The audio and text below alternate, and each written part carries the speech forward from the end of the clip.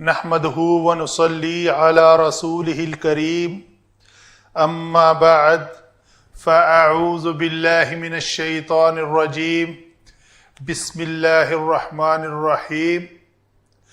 آج کا ٹاپک ہے جی ہمارا اسماء اعداد، عدد، ایسا اسم جس سے کسی معدود کو شمار کیا جائے، جس سے کسی چیز کی گنتی کی جائے، ایسے عدد کو، ایسے اسم کو عدد کہتے ہیں۔ یہ اس کا لفظی معنی ہے۔ تو 1 2 3 4 100 110 1000 یہ ساری گنتی کو ہم اگر شروع کریں تو 1 اور 2 واحد و اثنان، اس کو ہم نے آج چوز کیا ہے، اس پہ بات کر لیتے ہیں۔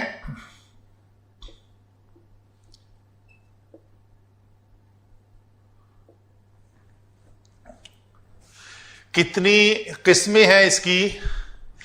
جب ہم بات کرتے ہیں تو قرآن پاک میں سے ہی ہمیں ملتے ہیں الفاظ۔ اگر واحد کی بات کی جائے تو واحد جو ہے واحد کی شکل میں ہے، وحدہ، احدن یا احدن یا احدن، حالت نسبی جری رفعی کو تو ہم نہیں شمار کریں گے، جو بھی لکھا ہوا ہے۔ وحیدن جو قرآن پاک میں مستعمل ہے، احدا اور واحدتن مدد تا کے مربوطہ کے ساتھ، یہ الفاظ ہیں 6 جو قرآن پاک میں استعمال ہوئے ہیں۔ اس پہ ہم ایک ایک کر کے بات کریں گے۔ اثنان 2، اثنین، اثنتان، اثنتین، ثانی، یہ الفاظ ہمارے 2 کے لیے استعمال ہوتے ہیں۔ اگر 2 ہی کی بات کی جائے جو سے ہمیں تثنیہ کہتے ہیں، تو آگے تثنیہ کی پھر اقسام ہیں: تثنیہ حقیقی، تثنیہ صوری، تثنیہ معنوی مذکر اور تثنیہ معنوی مؤنث۔ تثنیہ حقیقی وہ تثنیہ ہوتا ہے جس تثنیہ کے مقابلے میں کوئی واحد موجود ہو۔ تو یہ ہم جب بات کرتے ہیں رجلین کی، وَاضْرِبْ لَهُمْ مَثَلَ الرَّجُلَيْنِ، 2 آدمیوں کی مثال بیان کریں ان کے پاس، تو رجلین کے مقابلے میں واحد رجل موجود ہے، تو ایسی تثنیہ کو ہم تثنیہ حقیقی کہیں گے۔ بحر، بحرین، 1 سمندر، 2 سمندر، قلم، قلمین، 2 قلمیں۔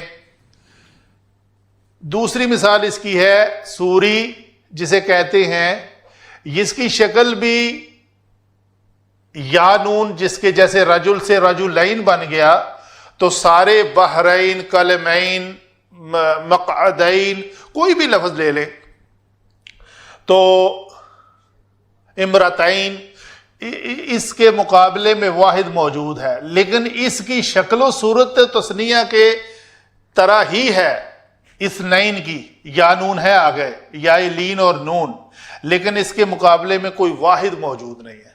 واحد یہ نہیں ہے کہ یہ واحد موجود ہے جی، یہ واحد کا روٹ ورڈ ہے واو ہا نون، اور اس کا سا حمزہ سا نون، اثنان آگے نون، تو یہ اس فیملی سے بلانگ نہیں کرتا جس شکل میں یہ ایک فیملی ہے، را جیم لام، اور آگے یا نون لگایا تو رجلین بن گیا۔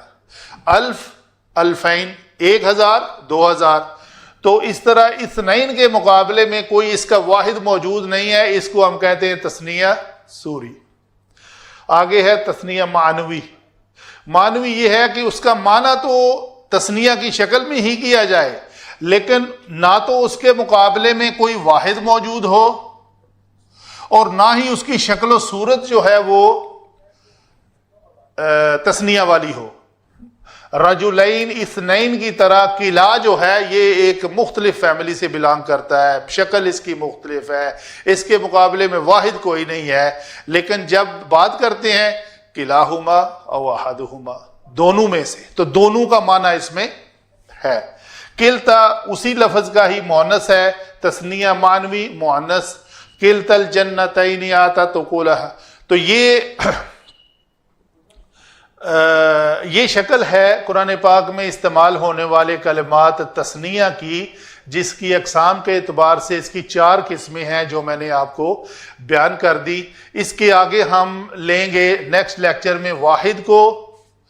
تو واحد جو ہے، واحدن کیسے آتا ہے، واحدن واحدن کیوں بدل جاتی ہے شکل اس کی، اور واحدتن واحدتن یا واحدتن کیسے ہو جاتی ہے۔ تو پھر آگے ہم اس ٹاپک کو انشاءاللہ اور چلائیں گے۔ وما علینا الا البلاغ۔